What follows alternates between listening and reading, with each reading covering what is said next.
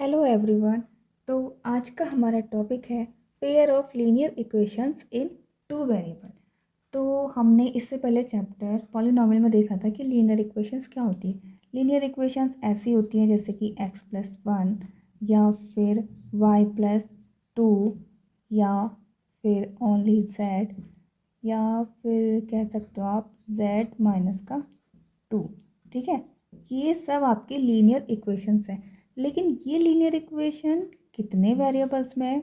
Only one variables में। ठीक है, यहाँ पे वन वेरिएबल क्या है एक्स, यहाँ वन वेरिएबल क्या है वाई, ये किसके टर्म में है जेड के टर्म में, एंड यहाँ पे वेरिएबल क्या है आपका जेड है।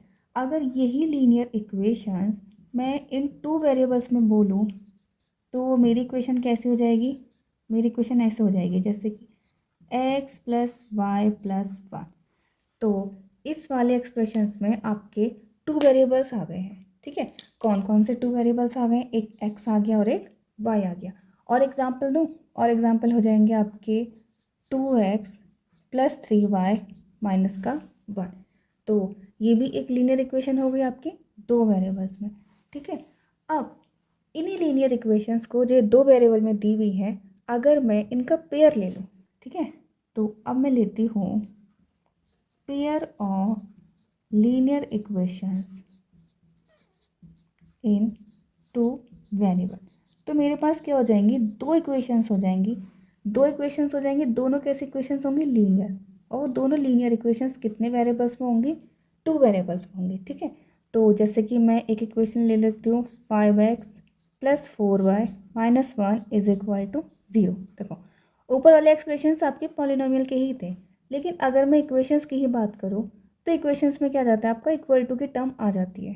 ठीक है, अब सेकंड इक्वेशन ले लेती हूँ मैं 2x-3y+7 = 0। तो ये जो आपकी टर्म बनी है, ये आपकी टर्म बनी है लीनियर इक्वेशंस की इन टू वेरिएबल्स। इन दोनों लीनियर इक्वेशंस को अगर मैंने दो ले लिया है तो ये आपकी क्या बन गई है? Pair of linear equations in two variable. ठीक है, अगर मैं इसकी जनरल फॉर्म लिखना चाहूँ तो जनरल फॉर्म क्या होती है pair of linear equations in two variables की? जनरल फॉर्म होती है आपकी, ऐसे लिख देती हूँ, जनरल फॉर्म।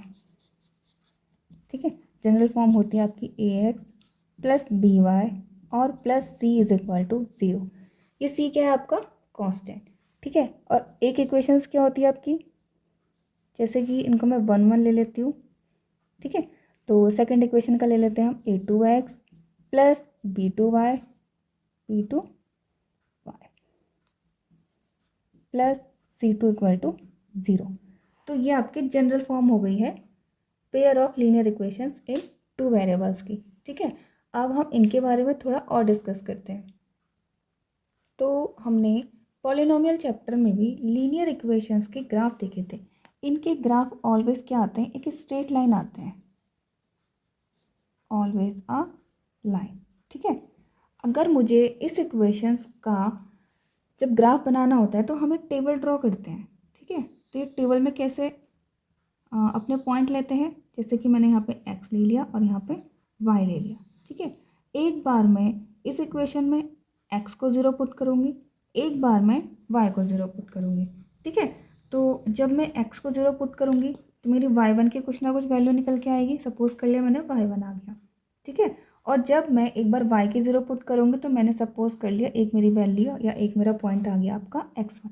तो एक मेरा पॉइंट बना 0, y1 और एक मेरा पॉइंट बना x1, 0।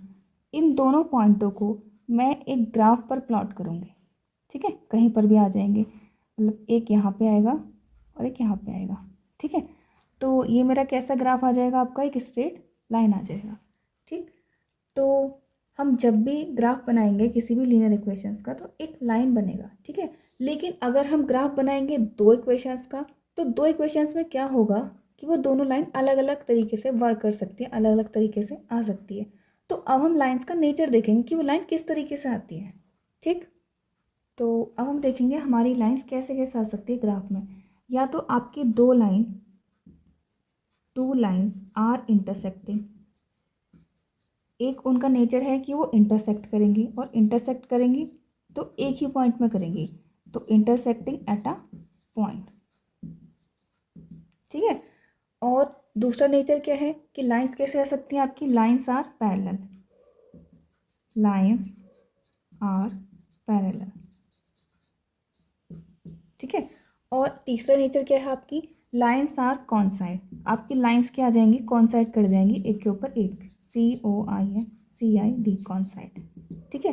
देखो इंटरसेक्टिंग लाइन का ग्राफ कैसे बनेगा, इंटरसेक्टिंग लाइन का आपका ग्राफ बन जाएगा ऐसे, जैसे कि एक लाइन ऐसे आ जाएगी और एक लाइन आपकी ऐसे आ जाएगी, या अगर सिंपल ग्राफ में रिप्रेजेंट ना करें तो एक लाइन ऐसे और एक लाइन ऐसे, तो ये क्या हो गया आपका एक इंटरसेक्टिंग पॉइंट। सेकेंड है आपका lines are parallel, lines parallel कब आएंगी ग्राफ में, जैसे कि आपका एक लाइन ये आ गई है और एक लाइन आपकी ये आ गई है, ठीक है।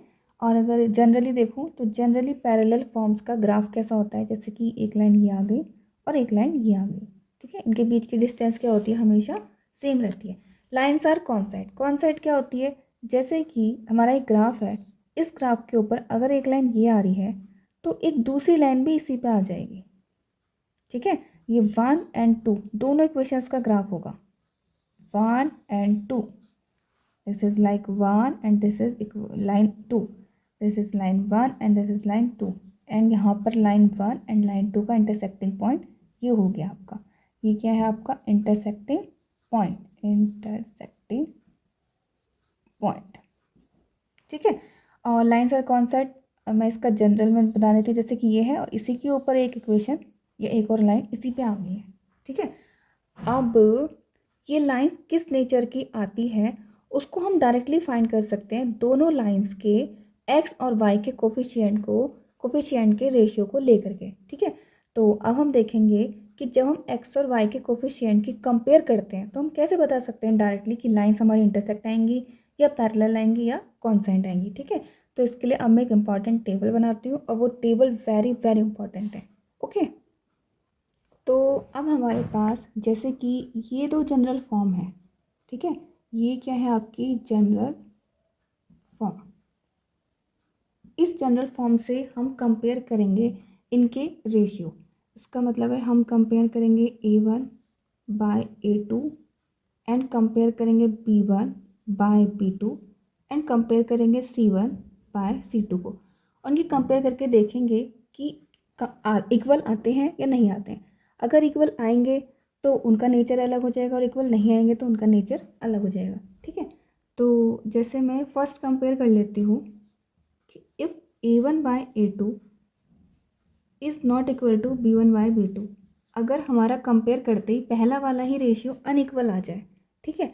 तो अनइक्वल में क्या होता है आपकी वो लाइंस डिफरेंट होती हैं, इट मीन्स वो लाइन कैसी होती है आपकी इंटरसेक्टिंग लाइन होती है, ठीक है, इंटरसेक्टिंग लाइंस होती है। और जब आपका इंटरसेक्टिंग लाइन होती है तो वहाँ पे सॉल्यूशन, क्योंकि एक ही पॉइंट पे कट होता है तो वहाँ पे क्या आ जाता है आपका यूनिक सॉल्यूशन, ठीक है, यूनिक सॉल्यूशन आ जाता है। और जहाँ पर सॉल्यूशन एग्जिस्ट करता है उस टर्म को हम बोलते हैं कंसिस्टेंट, ठीक है। तो एक टर्म आप और ध्यान रख लो, यहाँ पे हो गई आपकी कंसिस्टेंट लाइन या फिर कंसिस्टेंट सॉल्यूशंस, ठीक है। और अगर आपके ratio A1 divided by A2 and B1 divided by B2 ये तो इक्वल आ जाते हैं but is not equal to C1 divided by C2, तो वहाँ पे लाइंस क्या होती हैं आपकी पैरेलल, ठीक है, पैरेलल होंगी। पैरेलल लाइंस में क्या होता है, जैसे कि पैरेलल लाइंस हो गई तो वहाँ पे क्या होगा, ये लाइन कभी भी मीट नहीं करेंगी, जब कभी मीट नहीं करेंगे तो इनका एक सॉल्यूशन नहीं आएगा क्योंकि ये इंटरसेक्ट नहीं कर रही है, तो यहाँ पे क्या हो जाते हैं आपके नो सॉल्यूशन, ठीक है। नो सॉल्यूशन, जहाँ पे सॉल्यूशन बिल्कुल एग्जिस्ट नहीं करता हम उस वाली कंडीशंस को बोलते हैं इनकंसिस्टेंट, इनकंसिस्टेंट, ओके। अब हमारा थर्ड टाइप है कि ये सारे रेशियो इक्वल आ गए, A1 is equal to A2 divide मतलब A1 ratio A2 equal to B1 ratio B2 equal to C1 ratio C2, जब तीनों ही रेशियो इक्वल आ जाते हैं तो वो लाइन हमारी कर जाती है कॉन्साइड, ठीक है। और जब कॉन्साइड कर जाती हैं तो यहाँ पे आ जाते हैं आपके मैनी सॉल्यूशंस, ठीक है, खूब सारे सॉल्यूशन आएंगे क्योंकि एक के ऊपर एक इक्वेशन लाई कर जाएगी तो यहाँ पे हम कितने भी सॉल्यूशन ले सकते हैं। अगर यहाँ पे सॉल्यूशन एग्जिस्ट कर जाते हैं तो उसको हम अगेन बोलेंगे आपका कंसिस्टेंट सॉल्यूशन, कंसिस्टेंट सॉल्यूशन। ठीक है, तो यही है आपकी मेन टेबल जिससे आपके सारे लाइंस के पार्ट पता चल जाते हैं। ठीक, तो अभी तक हम इतना ही रखते हैं। इसके नेक्स्ट जो इक्वेशंस को सॉल्व कैसे करते हैं उनकी मेथड हम नेक्स्ट वीडियो में देखेंगे। ठीक है, तो अगर आपको वीडियो अच्छी लग रही हो तो शेयर सब्सक्राइब करते रहिएगा। Thank you.